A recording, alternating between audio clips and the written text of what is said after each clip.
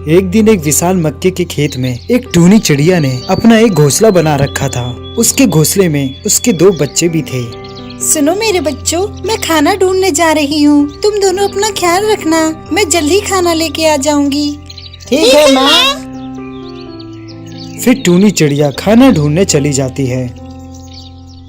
तभी एक किसान आता है। वह अपने मक्के के खेत को देखकर बोलता है, अरे वाह वाह, मेरे मक्के तो पक चुके हैं, अब इनको काटने का समय आ गया है। ठीक है, मैं कल ही मजदूरों को अपनी फसल काटने के लिए बोलूँगा। किसान की यह बात टूनी के दोनों बच्चे सुन लेते हैं और घबरा जाते हैं। फिर कुछ ही देर में टूनी चिड़िया वापस आ जाती है।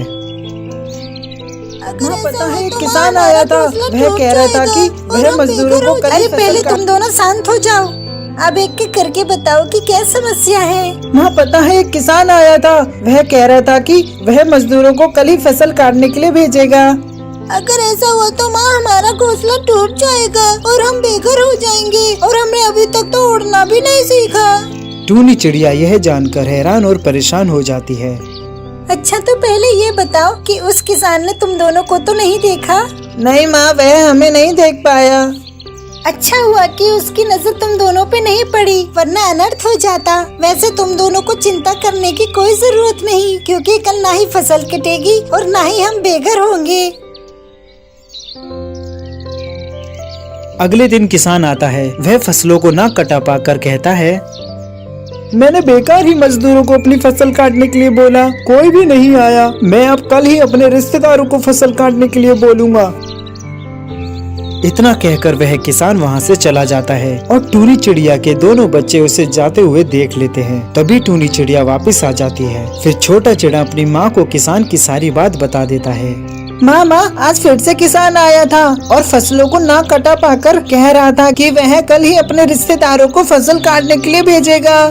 अब क्या करें माँ? अब कल किसान सारी फसलें कटवा देगा और हम बेघर हो जाएंगे। टूनी चिड़िया बड़ी निम्रता से बोलती है, अरे घबराओ मत मेरे बच्चों, कल भी कुछ नहीं होगा, कल भी फसल नहीं कटेगी। अगले दिन किसान फिर से आता है और फसलों को कटा ना पाकर बहुत गुस्सा हो जाता है। अरे रिश्तेदार तो सिर्फ नाम के ही रिश्तेदार होते हैं, सब झूठे हैं। मैं बेकार ही दूसरों पे भरोसा करता हूँ। अब मैं खुद ही अपनी फसल काटूंगा, वरना ये सारी फसल बेकार हो जाएगी।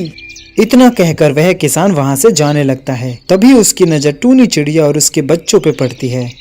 लो, अब इन पक्षियों ने भी मेरे खेत में अपना डेरा बना लिया। ये तो मेरी फसल बर्बाद ही कर देंगे। इनको तो मैं कल ही अपने खेतों से साफ कर दूंगा। इतना कहकर वह किसान वहाँ से चला जाता है। लेकिन अब टूनी चिड़िया काफी परेशान और चिंतित हो जाती है। सुनो मेरे बच्चों, अब तैयार हो जाओ, कल फसल जरूर कटेगी। अब हमें ये घोंसला छोड़कर दूसरे घोंसले में जाना पड़ेगा। हम कहाँ जाएंगे माँ? हम तो काफी छोटे हैं, हम उड़ भी नहीं सकते माँ। घबराओ मत मेरे बच्चों, मैं जल्द ही कोई न कोई उपाय सोच लूंगी। अगले दिन किसान आता है और आते ही वह फसलों को काटने लगता है।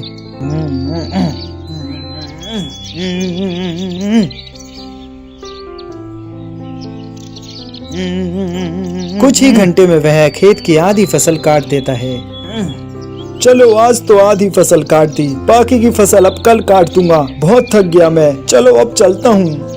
फिर किसान वहाँ से चला जाता है। फिर छोटा चिड़ा अपनी माँ से पूछता है, माँ आपको कैसे पता कि आज ही किसान अपनी फसल काटेगा? अरे मेरे बच्चों, क्योंकि किसान 2 बार दूसरों पर निर्भर था, इसलिए काम होने की संभावना बहुत कम थी। पर जब उसने खुद से काम करने की ठान ली तो वह करके ही माना। इस कहानी से हमें यह सीख मिलती है कि हमें अपने काम के लिए दूसरों पर निर्भर नहीं रहना चाहिए, बल्कि उस काम को हमें खुद निपटाना चाहिए।